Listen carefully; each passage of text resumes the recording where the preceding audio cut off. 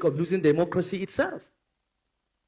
In the last election, only 26% of registered voters bothered to come out to vote. I'm in a possession of a recent opinion poll that showed that 75% of registered voters in Nigeria do not intend to vote in the next election. That is very dangerous for us. And I think every voice must rise and come out and fight for this democracy. For those of us that are in our 60s, we lived half of our lives under military rule. We know what it is, and we don't want military rule. But we also don't want civilians with behaving like the military in their barbariga and suits. So this is a national emergency. So I appeal to those in opposition, you must coalesce into one political party. We did it in the APC, and it can be done again. Okay? But to avoid what has happened to the APC, I think you must ensure that there is internal democracy in your party from day one and insist on it. You must insist that the congresses and convention must be competitive, free and fair. The question of forcing people to step down on the day of the convention and so on should be out of the window. Let people contest and know that they won. And let those that have lost know that they lost. To try again. We must have internal democracy in our parties.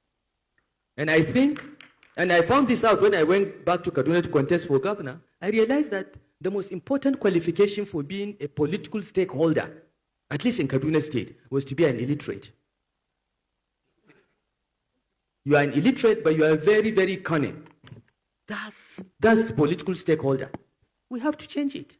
We must have minimum qualifications. This politics is about leadership. You produce leaders through this political process. You cannot afford to have illiterates, semi-illiterates, cunning people, and so on as your leaders.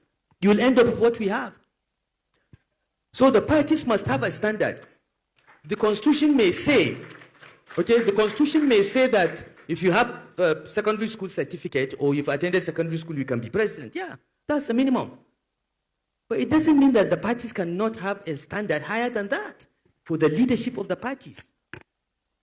Because the leadership, it is the leadership of the parties that vote in congresses and conventions to produce the candidates. So when you have low quality party leaders, they are the delegates, you have low quality candidates. And you end up with a beauty contest consisting of only very ugly women. Okay? Because elections, in my view, are very similar to a beauty contest. You can only vote for the person that is on the ballot. You cannot vote for the best person. You can only vote for a person if he's on the ballot. And it is these so-called delegates, the party leaders, that vote to produce that candidate. So, if they are of low quality, do not expect them to produce a candidate of any better quality. This is a major problem in political parties. Thirdly, I think every party member should pay to be a member of the party. Yeah. That way he will have a say. It doesn't have to be a lot of money. As I gave the example of APC. We propose 100 naira a month.